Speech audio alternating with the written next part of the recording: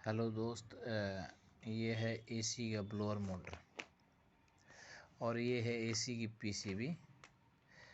अब हम इसमें ये जानेंगे कि ये पीसीबी इस मोटर को कैसे चलाती है, मोटर कैसे घूमता है और इसका स्पीड जो है मोटर का पीसीबी कैसे कंट्रोल करती है। तो इसको जानने के लिए सबसे पहले ये जो मोटर की तारें हैं इसके बारे में मैं आपको कुछ बता देता हूँ। इसमें इधर से देख सकते हैं, इसके सामने से 3 तारें निकली होती हैं। जो ये निकली हैं ब्लैक वाइट रेड, इसमें कॉमन रनिंग स्टार्टिंग 3 तारें होती हैं। जैसे नॉर्मल पंखे की कॉमन रनिंग स्टार्टिंग होती है, वही 3 तारें हैं ये। बाकी इसके पीछे से 3 तारें निकाल रखा है। ये 3 तारों का यूज हम इसलिए करते हैं, ये तीन तारें पीसीबी को बताती हैं कि मोटर का स्पीड क्या है। मोटर की स्पीड नापने के लिए ये 3 तारों का यूज किया जाता है। इसमें एक VCC 5 वोल्ट देते हैं VCC। इसके अंदर जो छोटी पीसीबी लगी होती है, जो स्पीड को इसके मतलब मोटर की स्पीड को काउंट करती है, मोटर के रनिंग को काउंट RPM को काउंट करती है। उस इसके पीसीबी को चलने के लिए हम 5 वोल्ट VCC देते हैं, ग्राउंड देते हैं। और जब मोटर चलता है तो ये फीडबैक निकालता है, मतलब एक सिग्नल निकालता है। जैसे जैसे मोटर चलता है वैसे वैसे सिग्नल निकालता है, आउटपुट। ये क्या करता है, ये आउटपुट MCU तक सिग्नल जाता है, जिससे MCU माइक्रो कंट्रोलर, MCU मतलब माइक्रो कंट्रोलर पीसीबी के अंदर जो लगा होता है, तो उसको पता चलता है इस तार से कि मोटर की स्पीड क्या है, उसको मोटर की स्पीड को कम करना है या ज़्यादा करना है। अब इसमें ये सामने अगर बात करें तो ये इसमें जो 3 तारें हैं, इसमें एक तो कॉमन हो गया, इसमें वाइट वाला कॉमन है, ये ब्लैक वाला स्टार्टिंग है, रेड वाला रनिंग है। तो कॉमन को बाहर निकाल देते हैं और ये रेड और ब्लैक जो है इस पर एक कैपेसिटर लगाते हैं 1.5 या 2.5 माइक्रोफैराडे का, इसको चलने के लिए। तो इस प्रकार से इसका कनेक्शन होता है। बाकी हम इसका एक बार डायग्राम दिखा देते हैं।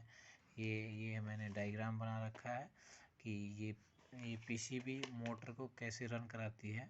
इसका सर्किट बना रखा हूँ और इसको थोड़ा एक्सप्लेन कर देता हूँ ताकि आपको ठीक से समझ में आ जाए। इससे पहले मैं थोड़ा ये मोटर पे जो डायग्राम बना है इसको भी दिखा देता हूँ आपको। ये देख सकते हैं ब्लैक वाला इसने क्या किया है, इसमें कॉमन बना दिया है। ब्लैक वाला कॉमन है मोटर में, सॉरी ब्लैक वाला कॉमन है, वाइट वाला रनिंग है और ये C लिखा है, कैपेसिटर लगा दिया है और रेड वाला स्टार्टिंग बना दिया है इसने।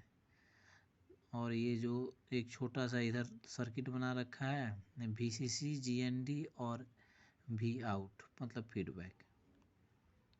तो चलिए अब इसका ये जो सर्किट हम बना रखे हैं इसको समझते हैं कि पीसीबी में ये मोटर कैसे काम करती है, उसका सिस्टम ये है। इसमें कुछ नहीं है, ये बिल्कुल सिंपल है। ये बस ऐसे दिख रहा है कि हमें कॉम्प्लिकेटेड है, ये आईसी है वो आईसी है, कुछ नहीं है ऐसे। अगर हमें सिंपल ये ट्रांजिस्टर है NPN और ये माइक्रो कंट्रोलर है, ये एक स्विच है। तो दोस्तों ये एक स्विच है। स्विच कुछ इस प्रकार है कि ये इसके 2 टर्मिनल इधर यूज कर रखे हैं और 2 टर्मिनल इधर यूज कर रखे हैं। इधर जैसे ही मान इसके 1 और 4 पे,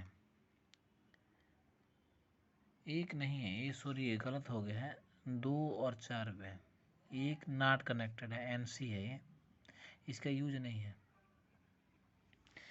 तो 2 और 4 पे जैसे हम 5 वोल्ट या 12 वोल्ट चाहे कोई सिग्नल देंगे तो 8 और 6 आपस में चिपक जाएंगे। एज ए रिले की तरह ये काम करता है। लेकिन क्या है कि ये इस वोल्टेज के अनुसार रेगुलेटेड वोल्टेज आउटपुट करता है। मान लो अगर हम 2 और 4 के बीच में 5 वोल्ट देते हैं तो ये आपस में कनेक्ट होगा, लेकिन थोड़ा आउटपुट वोल्टेज कम करेगा।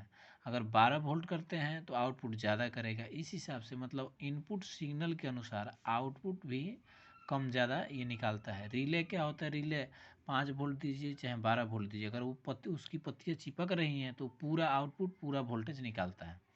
तो इसको बोलते हैं SSR, सॉलिड स्टेट रिले है ये। और ये मान एक स्विच ही है, एक सॉलिड स्टेट रिले है। ये हमारा मोटर है, इसकी ये 3 तारे रनिंग कॉमन स्टार्टिंग है। रनिंग कॉमन पे कैपेसिटर लगाएंगे, कैपेसिटर लगा दिए और रनिंग को न्यूट्रल से कनेक्ट कर दिए। ठीक है, ये न्यूट्रल से कनेक्ट हो गया, रनिंग और स्टार्टिंग कैपेसिटर पे चला गया, जो 1.5 या 2.5 माइक्रोफैराड एक कैपेसिटर है। कॉमन पे हम लाइव वायर देंगे, न्यूट्रल तो इधर से मिल गया रनिंग को, और जो कॉमन है उस पर अब हमें लाइव मतलब फेस करंट चाहिए। फेस करंट देने के लिए हम इसका यूज करेंगे। फेस करंट को ला के इसके 8 नंबर पे जोड़ दिए हैं और 6 से आउटपुट करेगा ये, तब मोटर चलेगी। अब आउटपुट तभी करेगा जब इसके 2 और 4 के बीच में वोल्टेज, हम DC वोल्टेज कुछ देंगे। तो इसको देने के लिए हम 12 ये 2 नंबर जो इसका पिन है, इसको या तो +12 वोल्ट या +5 वोल्ट से जोड़ देते हैं, और 4 नंबर पे एक ट्रांजिस्टर के थ्रू ग्राउंड देते हैं। जैसे कि ये NPN ट्रांजिस्टर है, इसका एमीटर ग्राउंड कर दिया गया है और कलेक्टर से आउटपुट होगा। अब ये माइक्रो कंट्रोलर है, MCU है। जब इस मोटर को जितनी स्पीड से घुमानी होगी उस हिसाब से यहाँ से कुछ सिग्नल जाएंगे इसके बेस पे जाते ही ये ग्राउंड जाएगा और इस रजिस्टर से होते हुए इसके 4 नंबर पिन पे जाएगा, जिससे 2 और 4 के बीच में एक LED लगी होती है इस IC के अंदर, ग्लो होगी। और ये ग्लो होते ही एक इसके अंदर ट्रैक लगा होता है। ये LED अंदर जैसे ही ग्लो होगी, इसके अंदर एक LED लगी होती है, मतलब जैसे ही ये LED ग्लो होगी, ये 8 नंबर 6 नंबर के साथ चिपक जाएगा और यहाँ से वोल्टेज 6 नंबर पे जाने लगेंगे। और जैसे ही यहाँ पे फेस लाइव वायर आएगा, ये मोटर क्या होगा, घूमने लगेगा, क्योंकि न्यूट्रल पहले से ही यहाँ से मिल रहा है। तो इस प्रकार ये मोटर MCU, इस ट्रांजिस्टर और इस सॉलिड स्टेट रिले SSR के थ्रू, मतलब ये एक स्विच ही है, एक आम तौर पे माने तो ये एक स्विच है, लेकिन ये इलेक्ट्रिकल स्विच है, डिजिटल स्विच है, जो PCB में यूज होता है, AC PCB में। और ये ट्रांजिस्टर और इसके थ्रू ये माइक्रो कंट्रोलर मोटर को कंट्रोल करती है।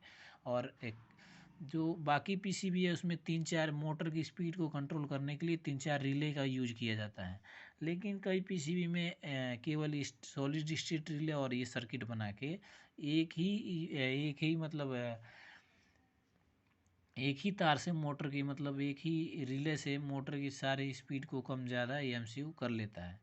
बाकी अगर नहीं तो अगर अलग अलग मोटर की, मान लीजिए ऐसी मोटर है हमारा फीडबैक का सर्किट नहीं है, तो अगर उसमें फीडबैक का सर्किट नहीं है तो अगर हम चाहें तो इस सर्किट का यूज करके उसको घुमा सकते हैं, स्पीड को भी कंट्रोल कर सकते हैं। अब थोड़ी सी बात कर लेते हैं इसका फीडबैक का सर्किट का सिस्टम क्या है और इसका फीडबैक MCU तक कैसे जाता है। जो मोटर का ये पीछे का ये जो है, इसका क्या कनेक्शन है, क्या डायग्राम है, इसको भी बना के एक बार दिखा देता हूँ। मैं थोड़ा समझा देता हूँ। सबसे पहले इसको दिखाने के लिए इसकी PCB को मैं दिखा देता हूँ, इसकी PCB क्या है, कैसे लगी है, कैसे काम करती है। उसके लिए सबसे पहले हम मोटर को खोलना होगा। मोटर को खोल लेते हैं सबसे पहले। तो जैसे आप देख सकते हैं मैंने मोटर को खोल लिया है, इसके पीछे एक ये PCB लगी है। ये PCB क्या करती है, इस मोटर की स्पीड को रीड करती है और आउटपुट निकालती है। यहाँ पे देख सकते हैं, यहाँ पे लिखा है VCC, बीच में GND लिखा है तार, ये तार के पीछे GND लिखा है और ये V आउट, मतलब फीडबैक के लिए। अब इसके एक बार इसका सर्किट दिखा देते हैं आपको बना के, आपको प्रॉपर समझ में आ जाएगा। तो दोस्तों ये इसका सर्किट है, ये कोई ज़्यादा कॉम्प्लिकेटेड सर्किट नहीं है। देखिए, एक जो ये कनेक्टर मैंने बना रखा है, जहाँ पे इसके ये 3 फीडबैक की तारें लगती हैं, ये 3 फीडबैक की तारें लगती हैं, उसका ये कनेक्टर बना रखा हूँ। और ये PCB में कैसे कैसे ये काम करते हैं, सिग्नल कैसे इनपुट होता है, उसका सर्किट बना रखा हूँ। ये ज़्यादा कॉम्प्लिकेटेड नहीं है, आप जल्दी से समझ जाएंगे। यहाँ पे क्या करते हैं, एक जो इसके एक पिन पे हम VCC दे देते हैं 5 वोल्ट या प्लस 12 वोल्ट होता है। अब ये प्लस 5 वोल्ट या 12 वोल्ट चला गया, दूसरे पिन पे ग्राउंड से जोड़ देते हैं। और तीसरा पिन क्या होता है, एक रजिस्टर के थ्रू प्लस 5 वोल्ट से जोड़ देते हैं। दूसरे पिन को 5 वोल्ट से 5 वोल्ट एक रजिस्टर के थ्रू जोड़ देते हैं, क्योंकि यहाँ पे नॉर्मल कंडीशन में MCU पे प्लस 5 वोल्ट फीडबैक वाली पिन पे रहता है, प्लस 5 वोल्ट नॉर्मल कंडीशन में जब मोटर नहीं चलती है तब। ये VCC घूम के आता है डायरेक्ट, यहाँ VCC नहीं होता है, यहाँ पे कुछ नहीं होता है उस समय। ये 5 वोल्ट यहाँ पे अवेलेबल होता है, ये 5 वोल्ट रजिस्टर के थ्रू यहाँ पे अवेलेबल होता है। जैसे मोटर घूमती है तो फीडबैक ग्राउंड के रूप में आता है। ये ग्राउंड के रूप में जैसे आता है, ये वोल्टेज कम हो जाता है और यहाँ पे MCU के पास जब मोटर रन करता है तो 2.5-3 वोल्ट के आसपास मिलता है MCU को। तो इस प्रकार ये काम करता है। बाकी अगर ACPG मोटर और इसके सर्किट में कुछ ना समझ में आया हो, ऐसा तो हो नहीं सकता है कि आप अगर अच्छी तरह से देखे होंगे वीडियो और स्टडी किए होंगे तो बिल्कुल समझ में आया होगा। आप अगर इस IC के बारे में फंसना नहीं है, ये एक स्विच है और इसको SSR बोलते हैं, सॉलिड स्टेट रिले। इसका नंबर होता है AQH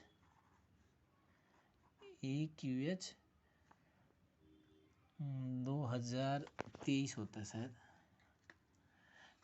नंबर देख लेते हैं क्या है। AQH 2223 है इसका नंबर, AQH 2223। इसमें बिल्कुल फंसना नहीं है। इससे रिलेटेड ACPG मोटर के पंखे से रिलेटेड कभी भी कुछ भी दिक्कत है हमें आप ज़रूर कमेंट कीजिए, मैं करूँगा उसका सोल्यूशन। एक और छोटा सा चीज़ इस मोटर में बता दूँ, कई बार सबसे ज़्यादा मोटर में ख़राबी आती है, यहाँ पे एक ओवरलोड प्रोटेक्शन होता है। यहाँ पे एक ओवरलोड प्रोटेक्शन के लिए कि इन्होंने